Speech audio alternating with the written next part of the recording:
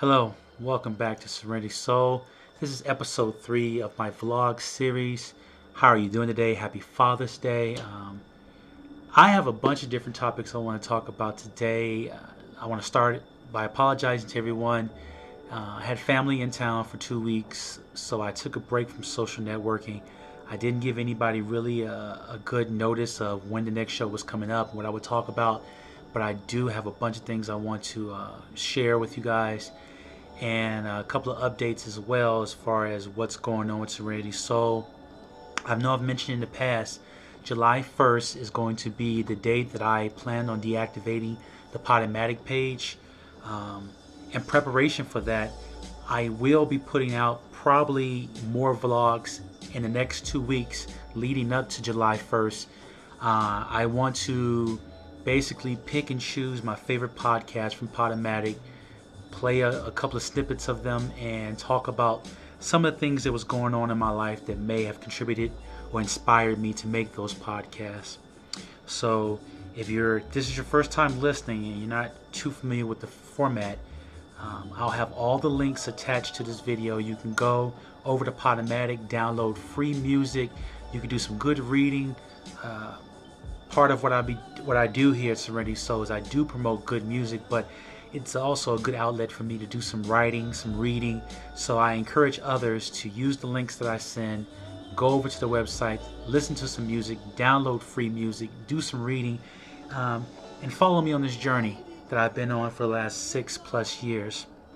So I don't want to spend too much time talking about the links. I just want everybody to know that I have different platforms out there, several of them, from Facebook to Twitter to YouTube to Pandora, and feel free to go out and explore those things. However, I want to leave that alone and just jump right into some topics here. So first things first, yesterday I was having a conversation with a friend about gender roles, and like I said, my family just came to visit for 2 weeks, and during that time I basically have been a very excellent host. At least I thought I was a super dad and a super son. And I showed my daughter around town, and we went up in the mountains, and I made sure she ate good New Mexican food. And then when she left, my dad came down, and I wanted to make sure that he didn't come all the way to New Mexico to eat Burger King or to eat stuff that he can eat at home. We did go to IHOP, but to his defense, he said he'd never been there before. So, but I showed them all a good time, and I ended up spending a little bit too much money. And it put me in a very uncomfortable situation after they left. So the conversation came up whereas I was saying that I'm uncomfortable. As a man, I would never leave the house to go somewhere if I didn't have sufficient money in my bank account. And that goes for dating as well, or just going out hanging out with friends.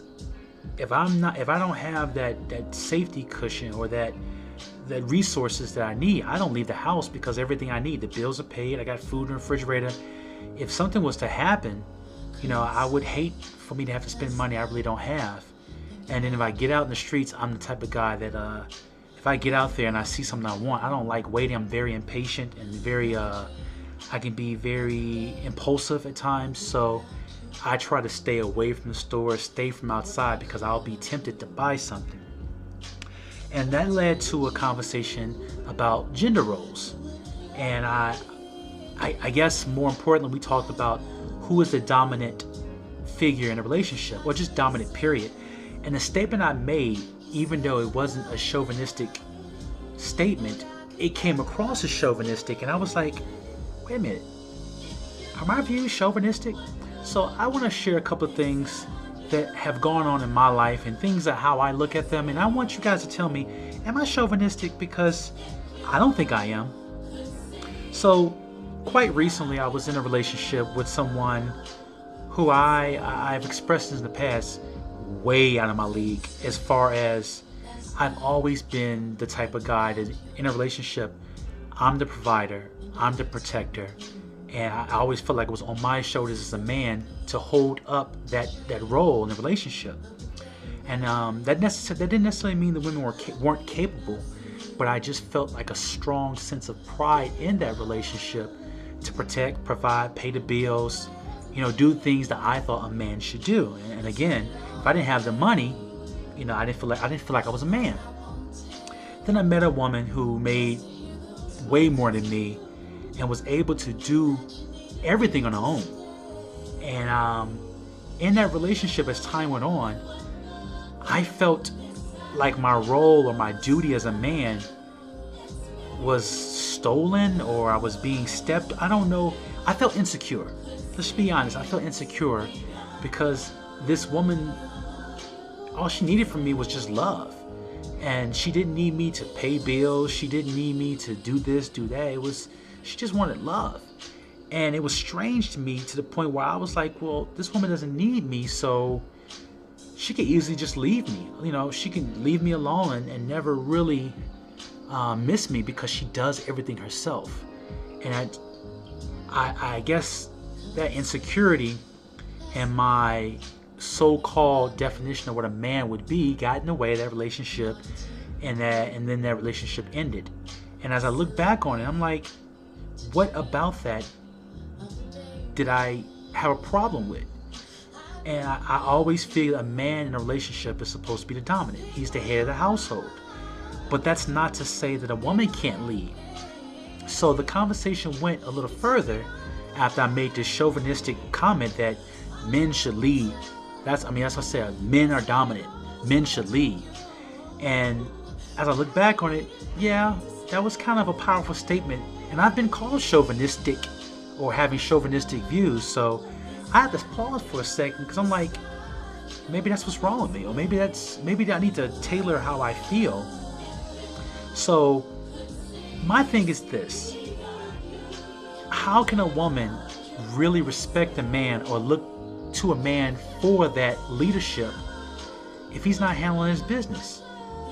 What woman wants to walk all over her man? And I get there's certain scenarios out there where a father stays home, take care of the kid while the woman goes to work.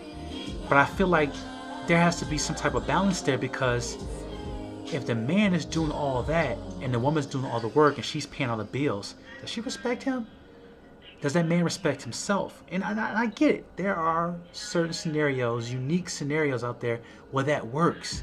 But for me, I just feel as a man, I have a certain duty, a certain role. And I'm not saying that women can't earn more than man. I'm not saying a woman can't work harder. I'm not saying a woman shouldn't have certain duties or responsibilities, or can't be in a dominant role. But I just feel like as a man, there is a certain leadership role that he has to take, and he doesn't have to rule with an iron fist. It's not what he says goes. He doesn't walk around the house with his beer in his hand in his pants and stuff like that. I just think that in order for a woman to have respect for a man, and for a man to respect himself, he has to be able to provide something for that relationship, for that family, that only a man can do. And even when I say that, I feel like, am I being chauvinistic here? Because women can do these things. Women should be able to do these things, but I feel uncomfortable. I feel a little bit of sense of insecurity if a woman can do all these things and all she just needs me to do is sit back and just say, yay, go girl. Give me your input on that, because I know it ruined my last relationship, and I probably could have handled it differently. And I know I was insecure, and I know that may stem from a little bit of identity crisis when it comes to dating women. And I definitely want to date another woman who is on my same level or above, because I want to try that again. I want to be with somebody who has just as much to offer me as I have to offer them, and not have to feel like I'm saving someone. So give me some feedback on that. Please let me know, because as a man, I know it sounds chauvinistic, but I also feel like in order for me to have respect for myself, in order for a woman to have respect for me, there's a certain dignified responsibility, duty to lead.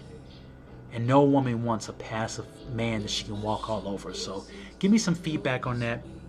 And now I'll leave that subject alone. And if you have to, hit me offline, whatever you gotta do, we can talk about that some more. But I just want to know, am I chauvinistic? So Next thing, I want to talk about interracial dating. This is, again, something that's near and dear to me because, my first wife was white. And at that time, I didn't have that woke feeling.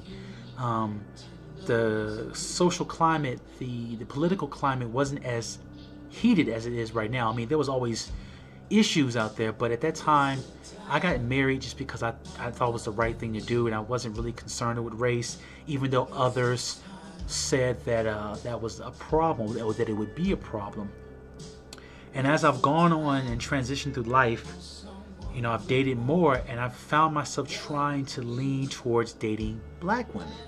Just because, again, there's this sense of pride of this black love. Everybody talks about this black love, and we put so much emphasis on two people, a black man, a black woman getting together and surviving and the obstacles and weathering the storm and raising a family and making a difference. And I feel that I feel myself, and maybe you may feel the same, we get caught up in that. Like, do you date a black woman just because she's black? What about if she's not really compatible with you? What if you stayed in New Mexico, where there is a small percentage of black people, and you don't get out, you don't meet anyone, and the only thing at your disposal are Latino women or Native Americans? Do you starve yourself of love because you're waiting for that black woman to come along? And then if you do find a black woman, do you stick with her because you're so obsessed with that black love?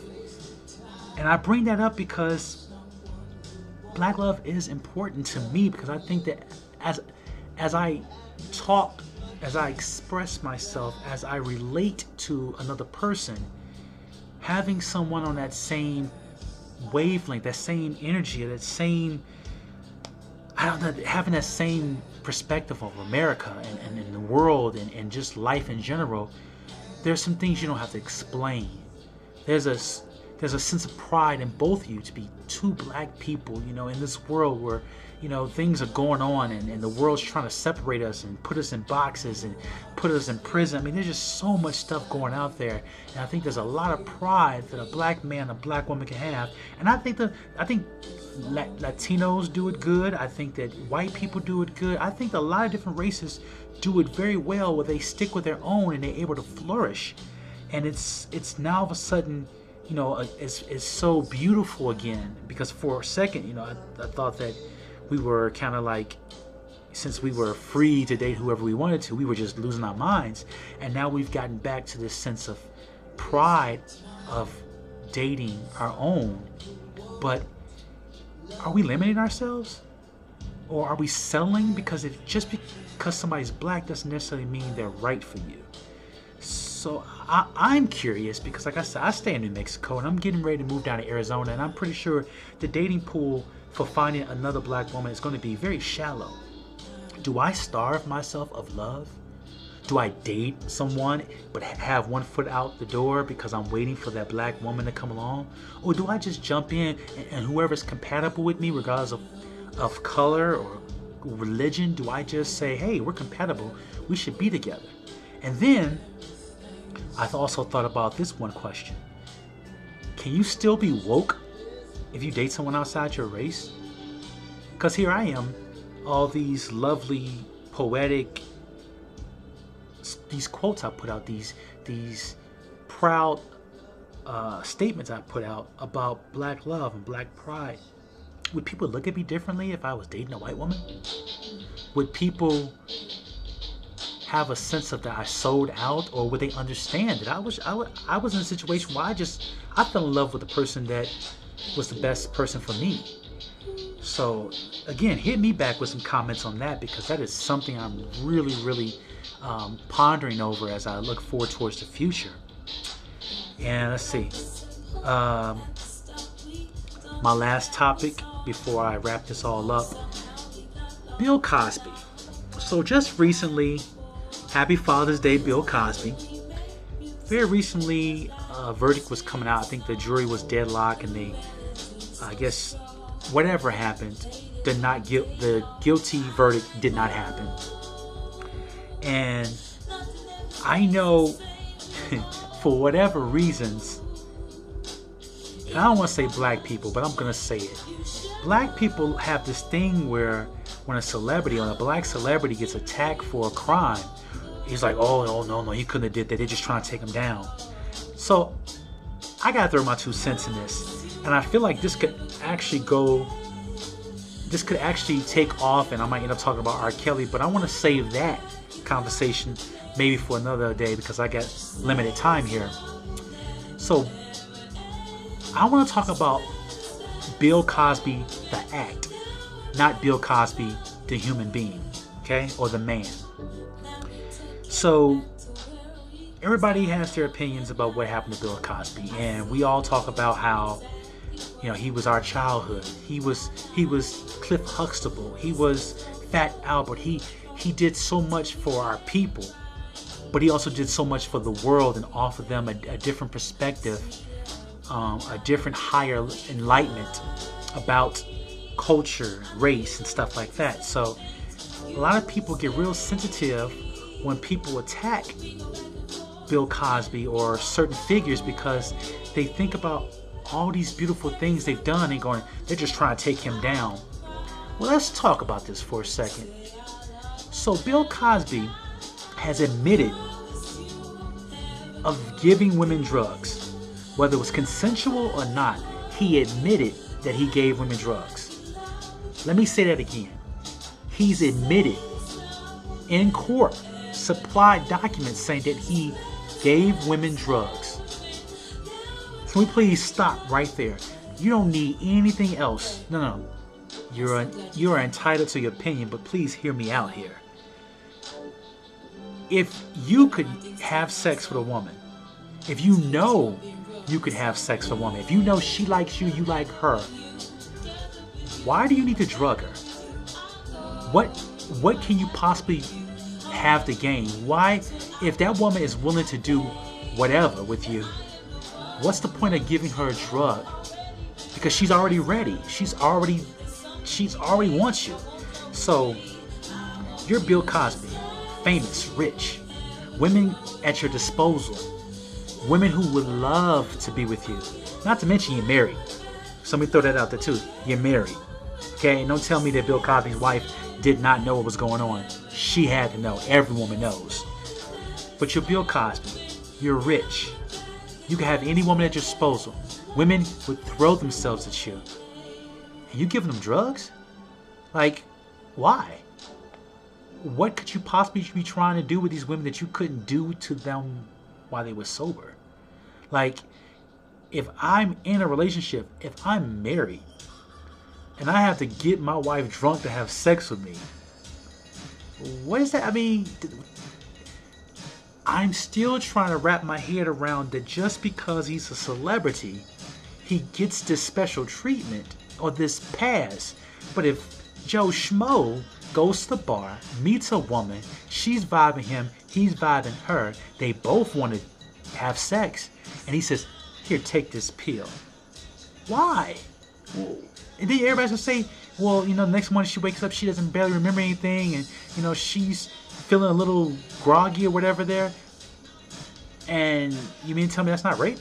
I mean, even if she was consent, even if there was consent before he gave her the pill, even if she took the pill, if you know this woman wants you, and you both are on the same page here, why you gotta drug up? Drug yourself up. You know what? Matter of fact, next time I'm feeling someone, next time I want to have some super freaky sex, I'm gonna drug myself up. But why do you have to drug another person up who already wants to sleep with you? And that's the part that I'm just not cool with. Bill Cosby is an amazing man. Bill Cosby, the man, has done great things to provide for our culture, to provide for our society. But I just can't get past the fact that you could have any woman you want. You say these women consensually wanted to sleep with you, a married man, but you're giving them drugs? Like, why? So, I really try my best not to throw my opinions or push my perspectives up on it, but please think about that. think about the next time that you and your man are getting ready to lay down and you want him, he wants you, and he says, here, take this pill. What is he trying to do to you that he can't do to you sober? And why is he doing it to you? If he wants to experience a high or experience a thrill, drug yourself. Just my opinion. I'm sorry. You can still defend the man. You can still say that he is being attacked because he left the Illuminati. You can say that he's being attacked because he wanted to buy out ABC. You can say whatever you want. I'm telling you, I don't buy a celebrity consensually drugging women who want to have sex with him. It doesn't register in my head. Maybe I'm too primitive. Maybe I'm chauvinistic. Okay, maybe that's what it is. I'm chauvinistic. Anyway, so a couple more things. Actually, I said that was my last topic, but I'm looking down at this piece of paper over here, and I see I got 2 more things to talk about. This is all music related. I got to get back to music because I've touched on way too many serious subjects here. Have you ever noticed your favorite song? You might buy an album, or you hear a song on the radio, and then you buy the album and you get a different version. I'm sure it can go both ways, but I hate that. I hate when I buy an album, I hear a version I like, and then the video comes out, or I hear on the radio and they cut 15 seconds here or 20 seconds here, or they just change up the whole song altogether. I want to hear my song. Or I hate when I hear something on the radio. Or how about this? How about when you hear a song before the album comes out, and this is the exclusive, this is the version that, supposed to give everybody an opportunity to hear what you sound like. Then the album comes out and you flip the beat and it sounds horrible. So I had that same thing happen this week when I was listening to Major Laser's the song Get Free. I love the album version. Then I looked at the video and I realized they cut out about a good minute of it here and there. And it's like, what's up with that? My favorite parts just got cut out. Like, I want to vibe. And then when you're singing a song or you jamming out and they switch it up on you, you look like an idiot because you saying the wrong part, or they just skip the beat. I'm like, so yeah, is anybody else feeling me on that? Because I think that album version should be the same as the radio version. I shouldn't have to get several different versions, and now I got to pick and choose which one I like. That's me. I'm sorry. Alright, cool. Last but not least, let's talk about Slept On Sundays. So, last week I introduced a segment called Slept On Sundays where I talked about there are albums out there that I thought were great. I thought they would stand the test of time, and for whatever reason, nobody plays it anymore. Or maybe I'm the only one that plays it. So last week I picked Faith Evans, her debut album. I got a couple of feedbacks on that, and I also got some comments about other albums people suggested. But I want to talk about an album that I discovered via somebody else's podcast. I was listening to somebody, and there was this group that sounded a little bit like D'Angelo mixed with J Dilla. The production was a little familiar to me, so I had to do some digging, and I found out about this group called Hygher Baby, Hygher Baby, and they had this album called "Let Me Play You Something You've Never Heard," and they were I think they're Scandinavian or something like that, but this sound was so American, so neo soul, and I was like, yo, I love this. And I listened to it from start to finish, and the vibe, I was like, this is it. Again, I'm gonna have to talk about this one day. It's amazing how there's some good neo soul overseas, and we can't even get good music on our radio over here. We got this crap on the radio. But anyway, go out, find this group on Amazon, Hygher Baby. Let Me Play You Something You Never Heard is the name of the album. I'm telling you, this is a great album. I think it was like, it's got to at least be 10 years old, at least. And it's great. It still sounds good to this day.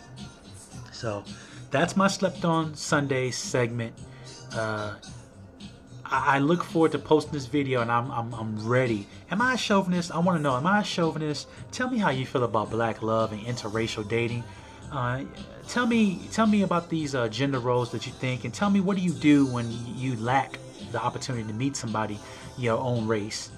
And then I'm tempted to ask you guys to tell me about Bill Cosby, but I think I've read every single comment from those who are just adamant about he's innocent, and to those who are like, he need to burn in hell. I'm just going to say it again. Bill Cosby, the man, is cool. What he did was not cool. Alright, so I'm getting very comfortable with this whole video making thing. So I guess the more comfortable I get, the more I want to experiment with other formats. Well, not other formats, but other ways to make this format better. So I bought a new webcam. Maybe this looks clearer than the last video, maybe not. Maybe it sounds better, maybe it doesn't. But I also have a movie making software coming in, and I'm going to try to play around with that so I can give you guys some good animations, some transitions, something a little bit more creative, because I really want to make this work, and I really want to use my creative juices to make this better than what it is right now. So hopefully, if everything goes right, this will be the last video you get in this format, and I'm going to start experimenting with some software and give you guys a much better platform for this vlog. So be on the lookout for that. Also, like I said, I'm going to try to push out more videos here between now and July 1st, because like I mentioned before, July 1st, Serenity Soul, the podcast, is going to be deactivated. I really keep insisting that you guys go out there, get this music. It's free. It's 60 podcasts, about an hour long each, commercial free, no interruption music. Get out there, get it before I take it down. For the rest of the next couple of weeks, I'll be going through those podcasts and kind of give you a snippet of what I played and what was going through. So be on the lookout at that. So I got more videos, better videos, and I guess just more of what I do well. I'm not going to try to recap all the music I played. I got very limited time, but I got the playlist. It will come out attached to this video. Feel free to go out there. I believe every single song I played today, every single song I played today, you can find on Amazon, you can find on iTunes. Go out there, support the artist. And last but not least, please, now that I'm back on social media, I'm starting to post more poems again, more quotes again. I'm starting to be more active. I'm challenging people. Get out there, find a new song, listen to a new song, find a new artist, read something new, read an article. Before you comment on an article just because you looked at the boldface, read the article. Sit back, reflect on it, and give me some comments. I want more interaction out here. I want to be able to influence other people to think actively, independently, and just make the world a better place through music and literature. So that just about wraps up everything I'm doing here. I'm gonna upload this real soon. Again, happy Father's Day. Relax with your kids, relax with your family. And we're back to it again on Monday. Hopefully we got a new episode coming out Monday or Tuesday, okay? I'll talk to you later. Peace.